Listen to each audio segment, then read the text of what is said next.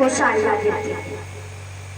आज जो आपके बदन पर अच्छी अच्छी साड़ियाँ आ गई है, ये माता रमाबाई का त्याग है, ये माता रमाबाई का वरदान है। अगर माता रमाबाई ने फटी हुई साड़ी न पहनी होती तो आज आपके शरीर पर अच्छी अच्छी साड़ियाँ नहीं आती। ये माता रमाबाई का त्याग है, ये माता रमाबाई का बलिदान है। जब बड़ौदा के महाराज ने बाबा साहेब को वजीफा दिया और बाबा साहेब ने माता रमाबाई से कहा, मैं अपनी आगे की पढ़ाई विदेश में करना चाहता हूँ रमा, मेरे पास इतने पैसे नहीं है कि मैं तुम्हें खर्च चलाने के लिए कुछ पैसे दे सकूं। माता रमाबाई बाबा साहेब को भरोसा दिलासा दिलाती है, आप विदेश बनने के लिए जाओ, आपकी समाज को जरूरत है। आप विदेश बनने के लिए जाओ, आपकी विदेश को जरूरत है। और बाबा साहेब पढ़ने के लिए विदेश चले जाते हैं। माता रमाबाई अपने 5-5 बच्चों को पालने के लिए मुंबई की गलियों में कंडे और उपले बनाती थी और बेचती थी, तब माता रमाबाई अपने घर का खर्च चला पाती थी। माता रमाबाई के पास इतने पैसे नहीं थे कि वो अपने बच्चों की सही से देखभाल कर सके। और देखते ही देखते उनके 2 बेटे दामोदर और रमेश बीमार हो जाते हैं और माता रमाबाई के पास इतने पैसे नहीं होते हैं कि वे अपने दोनों बेटों का इलाज करा सके। और देखते ही देखते दोनों बेटे इस दुनिया को छोड़कर चले जाते हैं। ये माता रमाबाई का त्याग है, ये माता रमाबाई का बलिदान है। माता रमाबाई ने ये बात बाबा साहेब को नहीं बताई, कहीं बाबा साहेब का मन टूट ना जाए और वापस घर ना आ जाए। पैसों के अभाव के कारण बाबा साहेब घर आ जाते हैं और माता रमाबाई से पूछते हैं, मेरे दोनों बेटे दामोदर और रमेश दिखाई नहीं पड़ रहे हैं, दिखाई नहीं पड़ रहे हैं। माता रमाबाई जोर जोर से रोने लगती हैं और कहती हैं, आपके जाने के बाद मेरे दोनों बेटे बहुत बीमार थे और मैं उनका इलाज नहीं करवा पाई और ये दोनों बेटे इस दुनिया को छोड़कर चले गए और ये दोनों बेटे इस दुनिया को छोड़कर चले गए। बाबा साहेब बिलक बिलक के रोने लगते हैं और कहते हैं, मेरी पढ़ाई के खातिर मेरे 2 बच्चे कुर्बान हो गए, मेरी पढ़ाई के खातिर मेरे 2 बच्चे कुर्बान हो गए। छत्रपति साहू जी महाराज ने बाबा साहेब को 5,000 रुपए दिए और बाबा साहेब से कहा, अपनी आगे की पढ़ाई करो। और बाबा साहेब की मदद करते हैं, बाबा साहेब को 5,000 रुपए देते हैं। और बाबा साहेब जब माता रमाबाई को खत लिखते हैं, उस खत में बाबा साहेब कहते हैं, ए रमा, मैं यहाँ पर एक वक्त का खाना खाऊं तब भी हमारा काम नहीं चल पा रहा है, तब भी हमारा काम नहीं चल पा रहा है। सुबह का नाश्ता मैं दोपहर में करता हूँ और रात को पानी पीकर सो जाता हूँ। अगर तुम्हारे पास कुछ पैसे हैं तो हमारे पास भेज दो। माता रमाबाई जैसे तैसे पैसे जमा करती है। इधर इनकी बेटी इंदु बीमार हो जाती है और माता रमाबाई बड़े संकट में पड़ जाती है और सोचती है कि बाबा साहब के पास पैसे भेजूं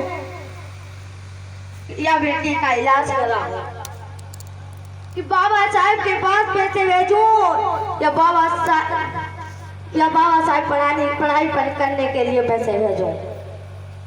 माता रमाबाई बड़े संकट में पड़ जाती हैं और सोचती हैं अगर बेटी का इलाज कराती हूँ तो बाबा साहब की पढ़ाई अधूरी रह जाएगी, और बेटी का इलाज नहीं करवाती है और पैसे बाबा साहब अम्बेडकर के पास भेजती है, और हिंदू देश दुनिया को छोड़कर चली जाती है। उस माँ ने कितने कष्टों को उठाया होगा, तब जाकर हमें ये अधिकार मिले।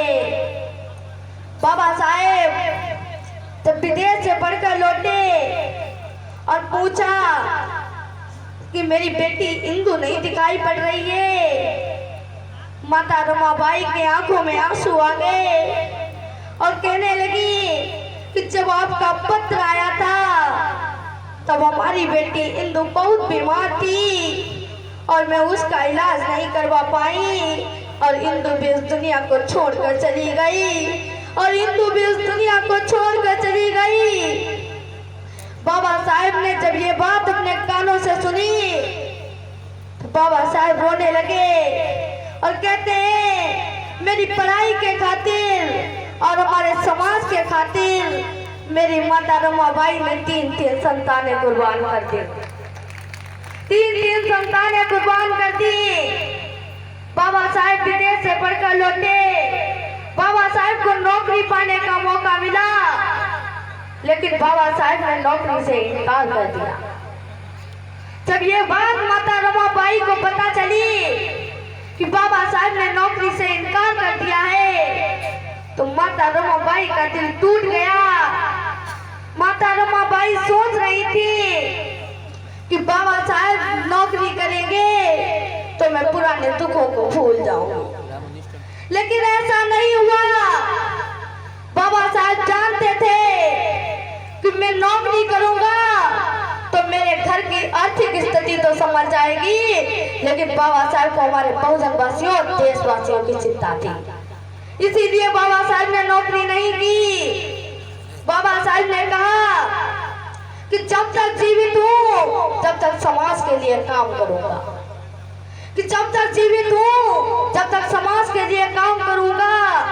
और बाबा साहब ने इसके लिए, बाबा साहब को कोई केस नहीं मिलता था और बाबा साहब ने उसके लिए वकालत शुरू की। बाबा साहब के पास पैसे की बहुत तंगी थी।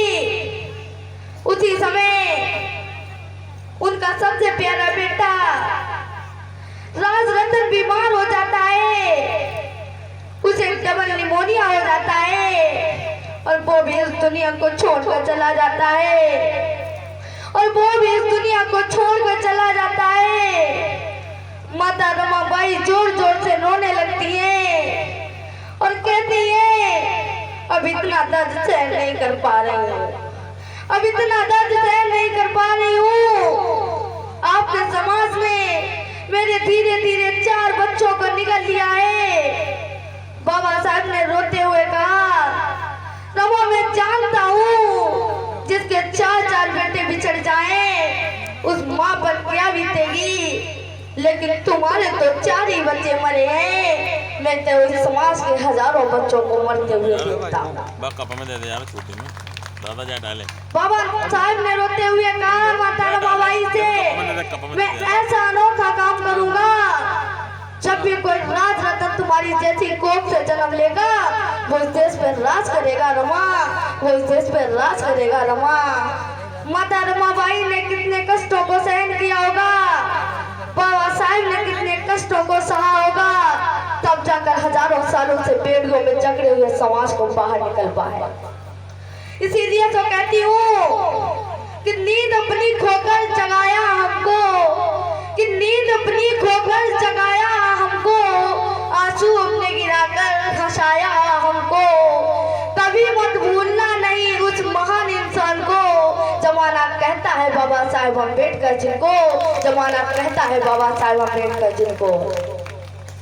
बाबा साहब को जब संसद में जाने का मौका मिला,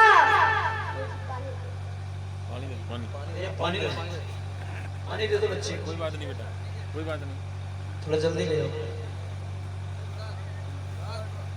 बाबा साहब को जब संसद में जाने का मौका मिला और संविधान लिखने का भार जब बाबा साहब पर आया तो 7 सदस्यों की समिति बनाई गई और 6 लोगों ने किनारा कर लिया। किसी ने कहा मेरा बेटा बीमार है, तो किसी ने कहा मेरी पत्नी बीमार है, और कोई विदेश चला गया। किसी में इतना दम नहीं था, किसी में इतना ज्ञानवान नहीं था जो भारत का संविधान लिख सके। लेकिन मसीहा डगमगाए नहीं। उन्होंने सोचा अब हम अपने बच्चों के अधिकार इस भारत के संविधान में सुरक्षित करूंगा, इस भारत के संविधान में सुरक्षित करूंगा।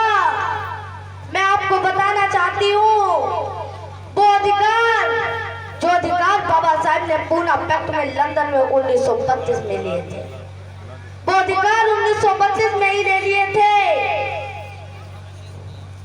बाबा साहब के शिष्य रत्तू ने बाबा साहब से कहा मैंने तो खाना भी खाया है, मैं तो घर भी गया है, मैं अपनी बीवी और बच्चों से भी मिला है।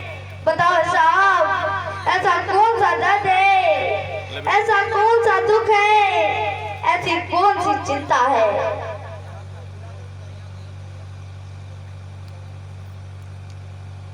जो आप लगातार इस भारत के संविधान को कई कई दिनों तक लिख रहे हो। बाबा साहब की आंखों में आंसू आ जाते हैं और बाबा साहब रत्तू से कहते हैं रत्तू मेरे पास टाइम नहीं है, रत्तू मेरे पास टाइम नहीं है। बाबा साहब जानते थे कि हम ज्यादा दिन तक जिंदा नहीं रहेंगे, कि हम ज्यादा दिन तक जिंदा नहीं रहेंगे। बाबा साहब ने रत्तू से कहा रत्तू अगर ये भारत का संविधान अधूरा रह गया तो ये करोड़ों अछूत बच्चे फिर से अनाथ हो जाएंगे और इन्हें ऊपर उठाने वाला कोई नहीं रह जाएगा और ये मनुस्मृति के शिकार हो जाएंगे। इसीलिए मैं भारत के संविधान को कई कई दिनों तक लिख रहा हूँ। रत्तू सलूट मारता है बाबा साहब को।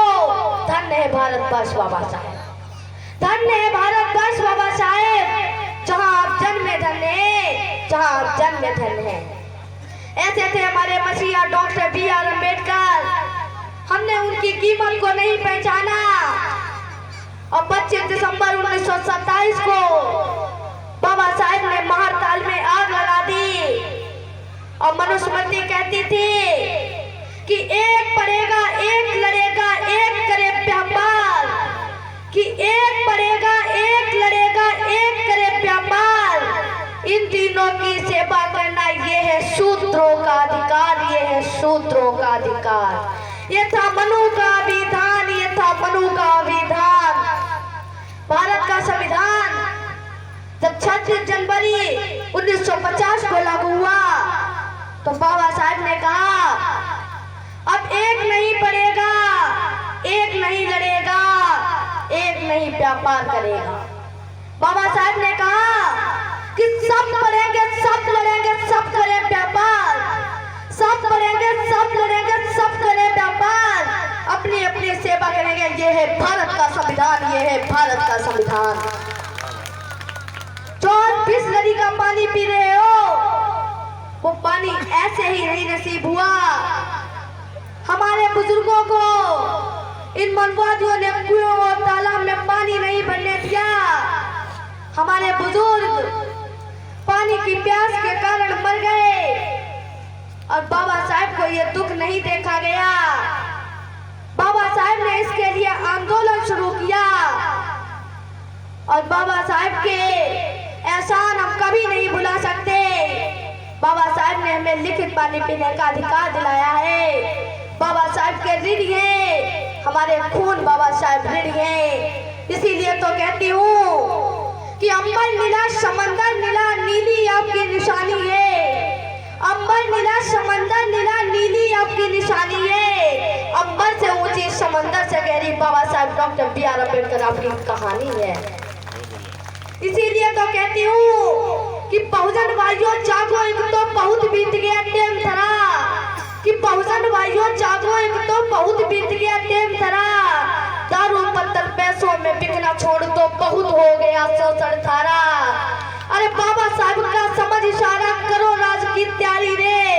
अरे बाबा साहब का समझ इशारा करो राज की तैयारी रे, नहीं तो दर्द ठोकर खाओगे कौन सुनेगा थारी रे। अरे कौन सुनेगा थारी रे। ये शिवांगी राव कह रही आपसे बहुत रह लिए बंधन में।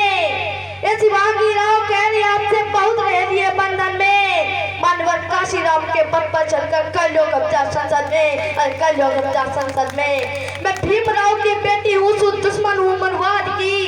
मैं भीमराव की बेटी हूँ, दुश्मन हूँ मनवाद की।